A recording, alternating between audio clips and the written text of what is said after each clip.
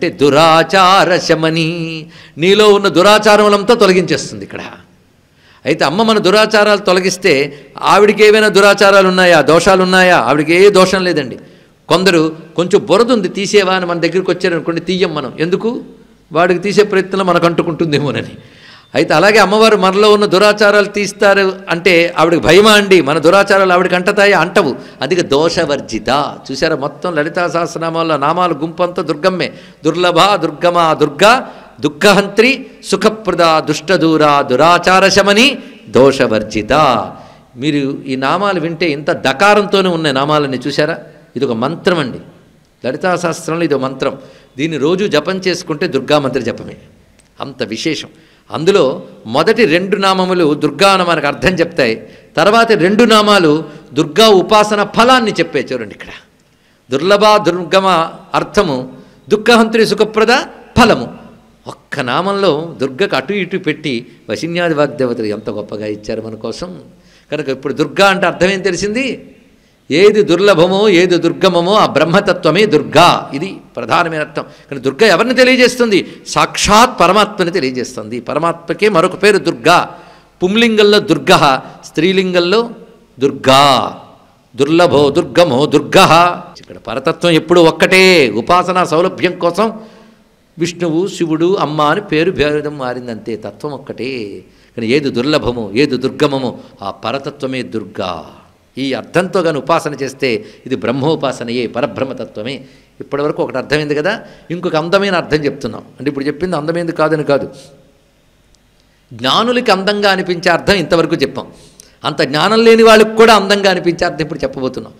దుహు అనే శబ్దంతో ఏవేవి మొదలవుతున్నాయో ఒక లిస్టు రాసుకోండి. మీకు తెలిసినవే, నిత్యం జీవితంలో వాడుతున్నవే. దుఃఖం, దుఃఖం ఇది దూతో మొదలైంది. దుర్మార్గం, దుష్టత్వం, దురితం, దురితం అంటే పాపం.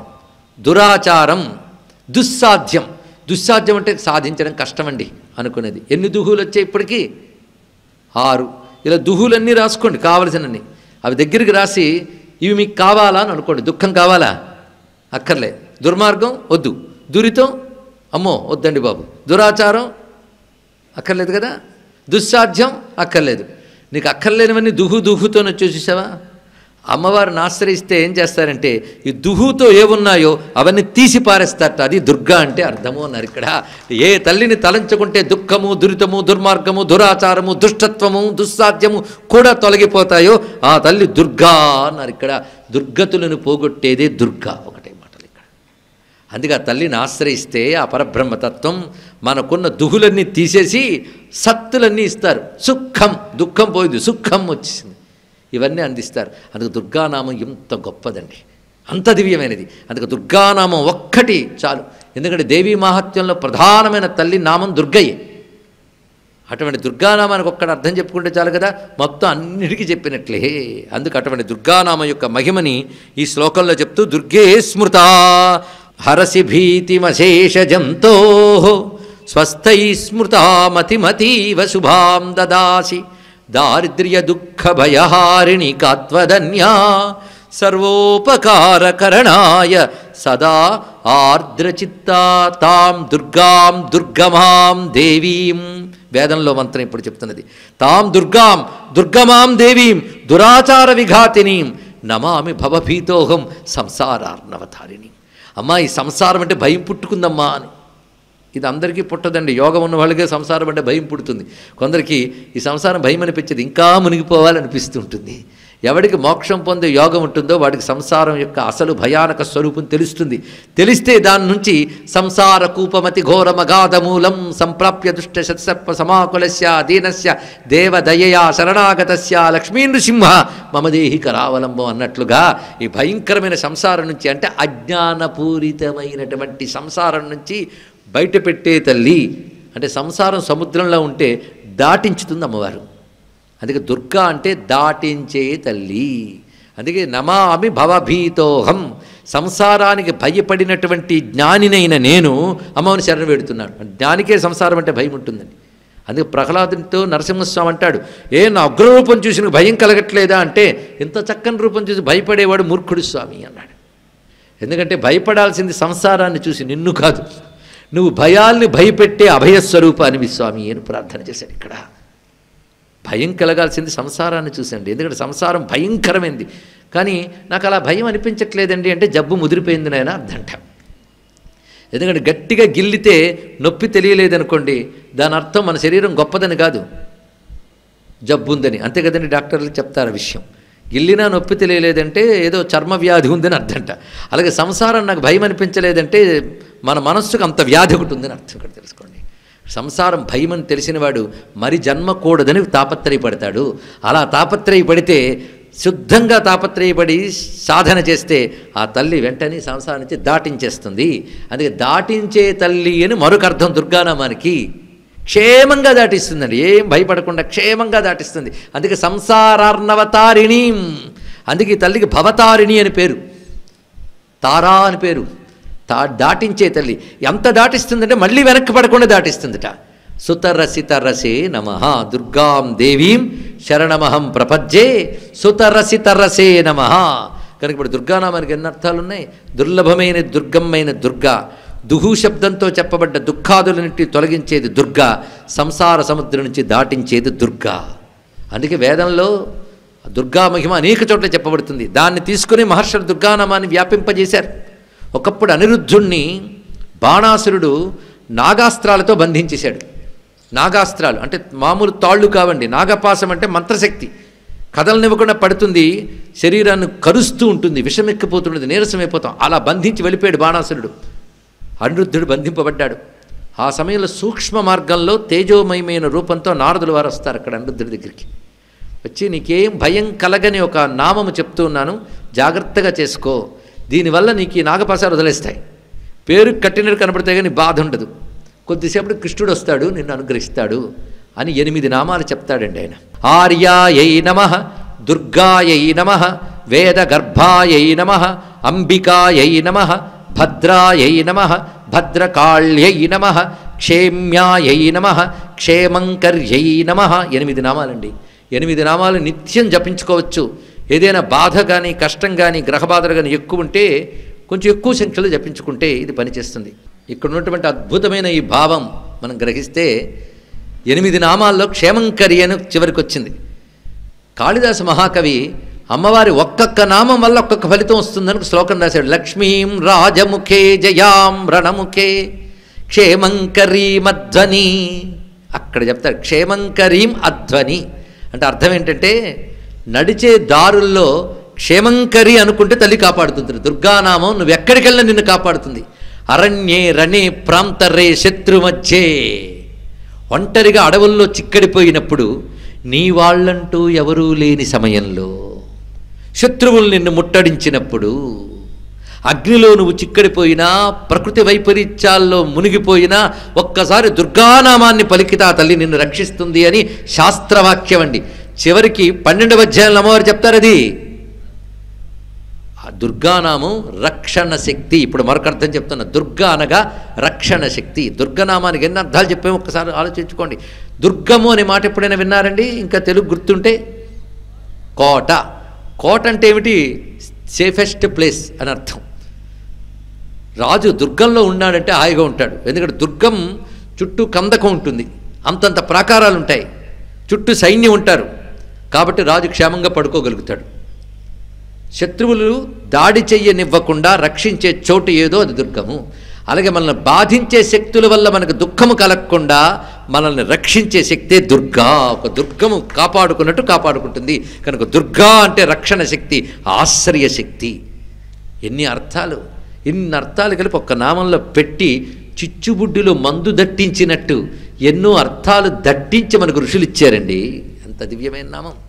చిచ్చుబడ్డికి నిప్పు పెట్టి అందులో అగ్నిని చూస్తావు, దుర్గానామంలో నీ బుద్ధి పెట్టి అందులో ఉన్న జ్ఞానప్రకాశాన్ని చూడు నువ్వు. చెయ్యి. ఏమి దివ్యనామం దుర్గా అనేది! ఆవిడ క్షేమంకరి. ఏమి నామం అండి! శ్రీ క్షేమంకరి దుర్గాయై నమః. ఈ నామం మీ 2 వీలర్సు 4 వీలర్సు ఆటోలు కార్లు బస్సులు లారీలు వీటి మీద కానీ రాశారు అనుకోండి, మీ ప్రయాణం క్షేమంగా ఉంటుంది. మీ వెనకాల ప్రయాణం చేసే వాళ్ళు కూడా ఆ నామం చూసి ఒకసారి అనుకుంటారు కనుక వాళ్ళు కూడా క్షేమంగా ఉంటారు. ఇది తెలుసుకోండి ఇక్కడ. అందుకే శ్రీ క్షేమంకరీ దేవ్యై నమః. అది రక్షణ కలగాలంటే అలా రక్షిస్తుంది క్షేమంకరీ దుర్గా. అంత దివ్యమైనటువంటి వైభవం ఉన్నదండి ఇక్కడ దుర్గ రక్షణ శక్తి. అందుకే శ్రీ ఆర్యాయే నమః, దుర్గాయే నమః, వేదగర్భాయే నమః, అంబికాయే నమః, భద్రాయే నమః, భద్రకాళ్యే నమః, క్షేమ్యాయే నమః, క్షేమంకర్యే నమః. దుర్గ మహిమ 8 నామాల్లో ఉంది ఇక్కడ. అటువంటి రక్షణ శక్తి అయిన దుర్గాదేవిని ప్రభాతే స్మరేత్ నిత్యం దుర్గా దుర్గాక్షరద్వయం ఆపదస్తస్య నశ్యంతి తమస్సూర్యోదయం యథా అని మంత్రశాస్త్రం చెప్తున్న మరొక భావం. ఎవడైతే ప్రభాత కాలంలో ప్రేమగా దుర్గా అనే 2 అక్షరాలను భక్తిగా అంటాడో వాడికి ఆపదలు తొలగిపోతాయి. ఎలా అంటే సూర్యుడు ఉదయిస్తే చీకట్లు ఎలా తొలగిపోతాయో దుర్గా నామం ఉదయిస్తే ఆపదలు ఎలా తొలగిపోతాయి. అది దుర్గానామం యొక్క మహిమ. ఎంతసేపు చెప్పుకున్నాం. శాస్త్రం మరొక మాట చెప్తుంది, నా నామ మహిమని ఎవరైతే వర్ణిస్తారో ఆ వారిని విన్నవారిని నేను కాపాడుతానని అమ్మ మాటిచ్చింది కనుక మనందరికీ దుర్గమ్మ రక్ష వాళ్ళు లభిస్తున్నది ఇక్కడ. తల్లి, ఇంతకీ నువ్వు రాక్షసుల్ని సంహరించడం దయయా క్రోధమా? ఇప్పుడు తేలలేదు ఇంకా మనకి. లోకానికి క్షేమం కలిగించడం కోసం రాక్షసులను సంహరించింది, ఒప్పుకుంటాం. రాక్షసులకి ఏం లాభం దానివల్ల చెప్పండి? మరి ఏం చేస్తారండి? తప్పులు చేశారు కానీ అనుభవించక తప్పదు అని ఊరుకోవడం కాదు, వాళ్ళని కూడా అమ్మ దయ చూపించిందిట. ఇది ఈ రహస్యం అంటే ఇక్కడ చూపిస్తున్నాడు. ఎందుకంటే జగజ్జనని అంటే జగత్తులు అందరికీ జననిగా, దేవతలకి ఎంత జననియో రాక్షసులకు కూడా అంతే జనని ఆ తల్లి, అందరికీ అమ్మేనండి. అటువంటిప్పుడు రాక్షసులను సంహరించడం తప్ప ఒప్ప? దానికి సమాధానం తర్వాత శ్లోకంలో స్తోత్రంలో చెప్తున్నాడు. ఏ బిర్హతైర్జగదుపైతి సుఖం తథైతే కుర్వంతు నామ నరకాయ చిరాయ పాపం సంగ్రామ మృత్యుమధిగమ్య దివం ప్రయాంతు మత్వేతి నూనం అహితాన్ వినిహంసి దేవి. ఆహా, ఏమి భావం అండి ఇక్కడ. అమ్మా, నువ్వు అసుర సంహారం చేసి దేవతల్ని కాపాడు, మంచి పని చేసావు. మరి రాక్షసుల్ని కాపాడేవా? కాపాడేవు అంటున్నారు. ఎందుకంటే దేవతల్ని కాపాడితే వాళ్ళ వల్ల లోకం క్షేమంగా ఉంటుంది కనుక కాపాడిందిట. రాక్షసుల్ని సంహరిస్తే లోకం క్షేమంగా ఉంటుందని సంహరించిందిట. అంతేకాదు, ఈ రాక్షసుల గురించి కొంచెం ఆలోచించండి. వాళ్ళు ఎలాంటి పాపాలు చేశారు కదా. ఎందుకంటే ఏదో ఒకరిద్దరికి బాధ పెట్టారనుకోండి, కొద్దిపాటి నరకంతో పోతుంది. 10 మందిని బాధ పెడితే ఎన్ని నరకాలు అనుభవించాలి, ఎన్ని వేదనలు అనుభవించాలి. అలాగా 3 లోకాలకి కంటకులై 3 లోకాల వాళ్ళని ఏడిపించి వాళ్ళ ధనాలు దోచుకుని వాళ్ళ ప్రాణాలు తీసివేసి మానభంగాలు చేసి అంత అకృత్యాలు చేశారు ఎవరు? ఈ రాక్షసులు. కనుక వీళ్ళు ఎన్ని నరకాలు అనుభవించాలి. కానీ తల్లి ఎంత దయామయురాలంటే వాళ్ళని ఆ నరకాలు అనుభవించకుండా ఉండడం కోసం ఏం చేసిందంటే ఆయుధాలు పట్టు కొట్టింది. ఆవిడ ఆయుధాలు పట్టు కొట్టిందంటే అర్థం ఏమిటి? ఆవిడ చెయ్యి తగిలిన ఆయుధాలు వాళ్ళ శరీరానికి తగిలాయి. ఆ తల్లి చెయ్యి సామాన్యం కాదు, అందరినీ పవిత్రం చేయగలిగినటువంటి చెయ్యి. అలాంటి పవిత్రవంతమైనటువంటి హస్తంతో ఆయుధం పట్టుకుని కొట్టగానే అమ్మవారి యొక్క దయ ఈ హస్తం నుంచి ఆయుధం ద్వారా వాళ్ళ శరీరాన్ని తగిలిందిట. తగలగానే వాళ్ళు చేసిన పాపాలన్నీ శరీరంలో మరణ రూపంలో సంహార రూపంలో కడగబడి వాళ్ళు ఇంకా నరకాలకు పోకుండా స్వర్గాది లోకాలకు వెళ్ళగలిగారు. కాబట్టి తల్లి నువ్వు వాడిని శిక్షించి రక్షించవు తల్లి అన్నారు ఇక్కడ. ఎంత రమ్యమైన మాట. అందుకే వీళ్ళు కానీ పోతే నరకానికి పోతారే, చిరాయ అది కూడా కలకాలం పోతారే అని సంగ్రామ మృత్యువిచ్చావు. ఎందుకంటే యుద్ధంలో మరణిస్తే వేరే స్వర్గం కదా. అందుకు వీళ్ళంతా వాళ్ళు ఎలాగూ చచ్చిపోతారు, ఎప్పుడు ఆయువు తీరిపోతే. చచ్చిపోతే పాపాల ఫలాలుగా నరకాలకు పోవాలి. కనుక వీళ్ళని యుద్ధంలో చంపితే వాళ్ళు వీరస్వర్గానికి వెళ్తారు కదండి. అందుకే యుద్ధం ఒకటి కల్పన చేసి వాళ్ళని సంహరించి అనుగ్రహించావు. లేకపోతే తల్లి నువ్వుతో యుద్ధం చేస్తున్నప్పుడు చూపులకి వాళ్ళు భస్మమైపోవాలి. ఎందుకు కాలేదు అంటే వాళ్ళని ఆయుధాలతో పవిత్రం చేయడం కోసం కాసేపు నువ్వు చూసేటట్టు చేసావు. ఒకవైపు నువ్వు ఎర్రగా చూస్తూనే వాళ్ళు పోవాలా, కానీ నువ్వు ఎర్రగా చూస్తున్నట్టు కనబడ్డావు, కానీ నీ ముఖం నుంచి దయ్యని కూడా వాళ్ళపై ప్రసరింపజేసేవి గనకే వాళ్ళు యుద్ధం చేయడం వరకైనా బతుకు బట్టగట్టగలిగారు. అందుకే వాళ్ళు యుద్ధం చేస్తున్నంతసేపు నేను చూసి యుద్ధం చేస్తున్నారు కదా, అప్పుడు నువ్వు కోపంగా కనుబొమ్మలు విడివేస్తున్నావు, దయ్యను కూడా చూపిస్తున్నావు. అమ్మా, ఏకకాలంలో కోపాన్ని దయ్యని చూపించడం నీ ఒక్కదానికే చెల్లు తల్లి, ఇంకెవరికి సాధ్యం కాదు. ఇక్కడ అద్భుతమైన భావం చెప్తున్నారు ఇక్కడ. దృష్ట్వైవ కిం నభవతి ప్రకరోతి భస్మ సర్వాసురా నరిషు యత్ ప్రహిణోషి శస్త్రం లోకాన్ ప్రయాంతు రిపవోపి శస్త్రపూతా. శత్రువులైనప్పటికీ శస్త్రపూతులు అంటే శస్త్రము చేత పవిత్రుల్ని చేసే వాళ్ళందరినీ. ఇత్థం మతిర్భవతి తేష్వపి తేతి సాధ్వి, నువ్వు అతి సాధ్వి, గొప్ప మంచి తల్లివమ్మ. అంతేగా తల్లి, నువ్వు ఖడ్గం పైకెత్తి త్రిశూలం పెట్టి కొడుతూ ఉంటే ఆ ఖడ్గం నుంచి వచ్చేటువంటి కాంతులు, ఆ శూలము నుంచి వచ్చే జ్వాలలతో వాళ్ళు తగలబడిపోకుండా నిలబడగలిగారంటే నీ ముఖచంద్రుడి నుంచి వచ్చే అమృతం వంటి చూపులు వాళ్ళపై పడ్డాయి గనక వాళ్ళు ఆపాటైనా నిలబడగలిగారు తల్లి. అమ్మా, దుష్ట ప్రవృత్తుల్ని శిక్షించేటటువంటి నీ కథ, ఆ సమయంలో నువ్వు ధరించిన రూపము, ఆ సమయంలో నువ్వు చూపించిన వీరత్వము, శత్రువులపై కూడా నువ్వు చూపించిన దయ, ఈ నాలుగింటిని ఎవరైతే స్మరణ చేస్తారో వాళ్ళు ధన్యులవుతారు. అదే మనం రోజు చేస్తున్నది ఇక్కడ. అంతేకాదు, శత్రువుల పట్ల భయంగా ఉంటూనే దయతో ఉన్న నీ రూపం ఉంది. చిత్తే కృపా సమర నిష్ఠురతా చ దృష్టా త్వయేవ దేవి. హృదయం నుండా దయ పెట్టుకుని రూపంలో కోపం చూపించడం అనేది నీకే సాధ్యమైంది తల్లి, నీకు నమస్కారము. అంటే అమ్మ కోపం కూడా దయ యొక్క ఒక ప్రకటనమే. ఇది తెలుసుకోండి. ఎలాంటిది అంటే చండీ గురించి అర్థం చేసుకోవడానికి ఒక చిన్న మాట, మాతృత్వం యొక్క గొప్పతనం ఇక్కడ తెలుసుకోవాలి. ఒక కుక్క కానీ ఒక కోడి కానీ మామూలుగా మీరు ఉష్ అంటే పారిపోతాయి, అవునా లేదా? కానీ అప్పుడే కుక్క పిల్లల్ని కని కుక్క పిల్లలతో పాటు వస్తుంది అనుకోండి, ఆ పిల్లల మీద ఒక్క చెయ్యి వేయండి, కోడి పిల్లల మీద చెయ్యి వేయండి, వెంటనే కోడి నరసింహస్వామిలో జూలు ఒక్కసారి పెట్టి పైకి వస్తుంది, అవునా లేదా? పొడుస్తుందండి, తట్టుకోలేము. ఆ కుక్క మీదకు వస్తుంది, ఆ పళ్ళు అలా పెట్టి సింహం వచ్చినట్టు ఉంటుంది, అవునా లేదా? అరే, ఒక కుక్కకి ఒక కోడికి అంత శక్తి ఎక్కడి నుంచి వచ్చింది అంటే పిల్లల్ని కాపాడుకోవాలనే ప్రేమలోంచి వచ్చింది, తెలుసుకోండి ఇక్కడ. అలాగే జగత్తుని కాపాడాలనే ప్రేమలోంచి అమ్మ యొక్క ఉగ్ర రూపం బయటకు వచ్చింది ఇక్కడ. అందుకే ప్రేమ యొక్క స్వరూపమే ఆ ఉగ్రత్వము. అందుకే అమ్మ కోపము కూడా ప్రేమయే. అందుకు చండీ అనగానే ప్రేమస్వరూపిణి. అమ్మా, ఇప్పుడు అన్నీ బాగున్నాయి, హాయిగా ఉన్నాయమ్మా. ఇప్పుడు నువ్వు చేసిన పని వల్ల 3 లోకాలు రక్షింపబడ్డాయి. రాక్షసుల నుంచి సంహరింపబడి స్వర్గాలు గెలిపోయారు. మాకేమో రాక్షసుల భయం పోయింది. అన్ని విధాలు అన్నీ బాగున్నాయి, ఎవ్వరికి ఇంక బాధలు లేవు తల్లి, అందుకు నీకో నమస్కారం అన్నారు ఇక్కడ. త్రైలోక్యమేతదఖిలం రిపునాశనేన త్రాతంత్వయా. ముల్లోకములు కూడా శత్రునాశనం చేత నీ వల్ల రక్షింపబడ్డాయి. సమరమూర్ధనితేపి హత్వా నీతాదివం రిపుగణా. యుద్ధంలో నీ చేత సంహరింపబడి వీళ్ళందరూ స్వర్గలోకాలు గెలిపారు. భయమప్యపాస్తమస్మాకమున్మదసురారిభవం నమస్తే నమస్తే నమస్తే. ఇదండి అక్కడ పట్టుకోవాలి, నమస్తే దగ్గర. ఈ నమస్కారమే చాలా ప్రధానం. అమ్మ దగ్గర నమస్కారం చేస్తే చాలండి, ఇంకేం అక్కలేదే. నమ్మకం. ఈ నమ్మకం తర్వాత కొన్ని అధ్యాయాల తర్వాత రాబోయే అపరాజితా సూక్తంలో కనబడుతుంది మనకి. అపరాజితా సూక్తం అంటే యాదేవీ సర్వభూతేషు, కానీ సర్వశాస్త్రముల ప్రకారంగా సమన్వయించాలంటే మాత్రం యాదేవీ సర్వభూతేషు సూక్తమే అపరాజితా సూక్తం. అక్కడ మనకి నమస్తస్యై నమస్తస్యై నమస్తస్య నమః నమః నమః ఎన్నొస్తాయో అదే నమ్మకం. రుద్ర నమ్మకానికి అంత మహిముందో అక్కడంత మహిముంది. ఇవి తెలుసుకోగలగాలి ఇక్కడ. ఏదో బాగా మనకు తెలిసిపోయింది కనుక ఏదో మామూలు అనుకుంటున్నామండి. చూడండి, రుద్రం కొందరు అలా చదివేస్తారు, కొంతమంది అలాగే ఈ స్తోత్రాలు చదివేస్తారు. కానీ భావం తెలిస్తే హృదయం కరిగిపోయి కనుల అశ్రువులు రాలుతాయండి. అంత గొప్ప భావం ఉంటుంది. అందుకే భావం తెలియాలి. ఓ తల్లి నీకు నమస్తే. ఇప్పుడు అమ్మని రక్షించమని అడుగుతున్నారు. ఆయుధాలు పట్టుకున్న తల్లి రక్షించాలి మనల్ని. ఆయుధాలన్నీ మనల్ని రక్షించడానికే. దేవతాయుధాలు అంత గొప్పవి. కొందరు మనల్ని విమర్శించడానికి ఒక మాట అంటారు, మీ దేవతల చేతుల్లో ఆయుధాలు ఉంటాయండి, అంత హింస, మా దేవతల చేతుల్లో ఏమీ ఉండవండి, అంత గొప్ప అన్నారు. ఆయుధాలు శిక్షణకి కాదు, రక్షణకు కూడా. మా దేవుళ్ళు మమ్మల్ని రక్షిస్తారు, అవసరమైతే దుష్టుని శిక్షిస్తారని చెప్పడానికి ఆయుధాలు ధరించారు. చెప్పుకోండి, ఒక చేతితో కాదు అనేక చేతులతో మమ్మల్ని రక్షిస్తున్నారు.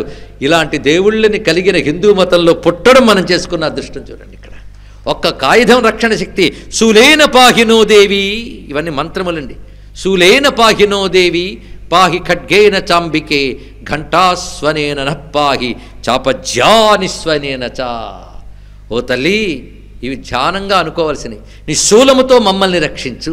మమ్మల్ని, నన్ను కాదు, మమ్ములను అంటే సర్వలోకములను రక్షించు. శూలేన పాహినో దేవి పాహి ఖడ్గేన చాంబికే. నీ శూలంతో మమ్మల్ని కాపాడు, నీ ఖడ్గంతో మమ్మల్ని కాపాడు, నువ్వు మ్రోగించే ఘంటానాదంతో మమ్మల్ని కాపాడు, నీ మింటినారి సవ్వడి ఉందే ఆ సవ్వడితో నన్ను కాపాడు. కింద చెప్పిన 2 శబ్దాలు, పైన చెప్పిన 2 దృశ్యాలు మీరు పరిశీలించారా? శూలం తళతళలాడుతుంది మెరిసిపోతూ, ఖడ్గం నిగనగలాడిపోతుంది. ఈ 2 వెలుగులు. గంట మోగుతోంది, వింటి నారి సవ్వడి చేస్తుంది. రెండు శబ్దాలు అంటే ప్రపంచంలో మిలమిల్లాడే వెలుగులు, సవ్వడి చేసే శబ్దాలు, ఈ రెండు అమ్మ చేతి నుంచి వస్తున్నాయి, అవన్నీ కాపాడాలి అని దీని యొక్క భావం. అంతేకాదు ఘంటానాదం గురించి మీరు వినుంటారు.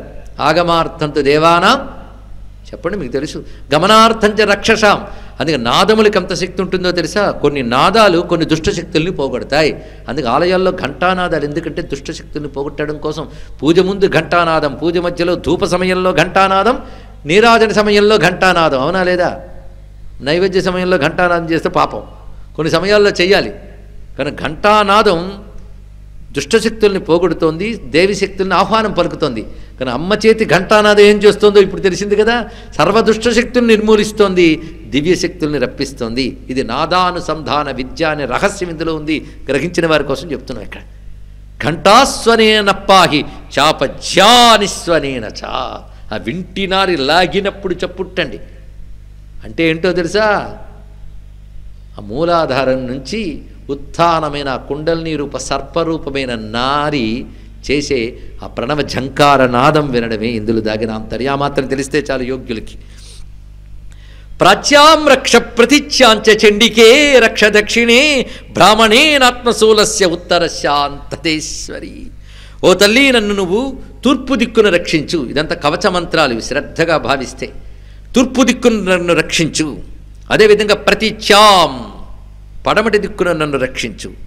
చండికే రక్ష దక్షిణే, దక్షిణ దిశలో నన్ను రక్షించు. ఉత్తరస్యాం తథా ఈశ్వరి, ఉత్తర దిక్కును రక్షించు. అంటే 4 దిక్కుల్లో నువ్వు నన్ను రక్షిస్తూ ఉండాలి తల్లి. ఎలాగో తెలుసా? బ్రాహ్మణేన ఆత్మశూలస్య. ఏమి దృశ్యం చూడండి. ఆ త్రిశూలం పట్టుకుని 2 వేళ్ల మధ్య పెట్టి గిర్రని తిప్పుతుంది అమ్మవారు. త్రిశూలాన్ని గిర్రని తిప్పుతున్న త్రిశూలం అన్ని దిక్కులు వస్తుందా లేదా? అన్ని దిక్కులా అమ్మ చేయి పట్టుకుని తిప్పుతోంది.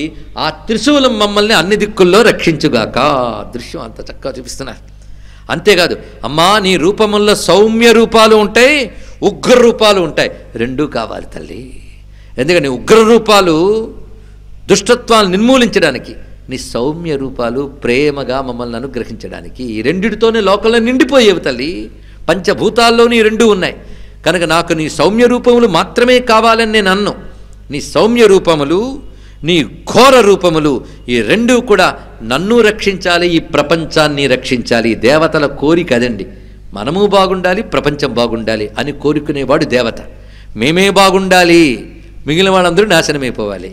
అందుకే ప్రపంచంలో అందరూ బాగుండాలి, అందరూ మంచివాళ్లే, ప్రతి ధర్మము గొప్పదే అనేవాడు హిందూ ఒక్కడే.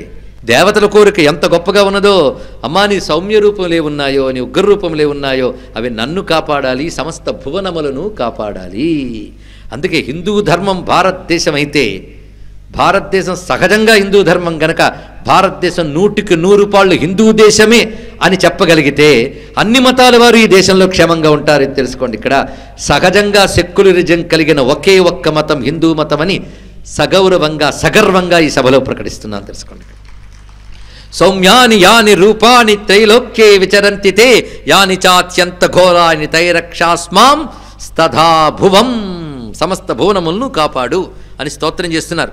అమ్మా నీ చేతిలో ఉన్న ఇంతవరకు చెప్పిన ఖడ్గము శూలము ఇవే కావు తల్లి, ఖడ్గ శూల గదాదీని యాని చ అస్త్రాణి చాంబికే. నీ చేతిలో ఉన్న ఖడ్గము శూలము గద చక్రము చాపము ఇత్యాదులన్నీ కూడా మమ్మల్ని రక్షించుగాక. కరపల్లవ సంగీని, ఏమి అందమైన మాటలండి. ఆయుధాలు కఠినంగా ఉంటాయి, క్రూరంగా ఉంటాయి, పదునుగా ఉంటాయి. కానీ ఇవి పట్టుకున్న నీ చేతులు మెత్తగా ఉన్నాయి తల్లి, చిగుళ్ళ వలె ఉన్నాయి తల్లి. కరపల్లవ సంగీని, చిగుళ్ళ వంటి చేతులతో నువ్వు పట్టుకున్న ఆయుధాలు మమ్మల్ని రక్షించుగాక. అంటే ఆయుధంలో క్రోధం కనబడుతుంది, పట్టుకున్న చేతిలో దయ కనబడుతుంది తల్లి అన్నాడు. ఇక్కడ దయతోనే ఆపరిచిస్తుంది. కరపల్లవ సంగీని తైరస్మాన్ రక్ష సర్వతః. ఇదండి మహిషాంతకరి సూక్తం, ఇంత గొప్పది.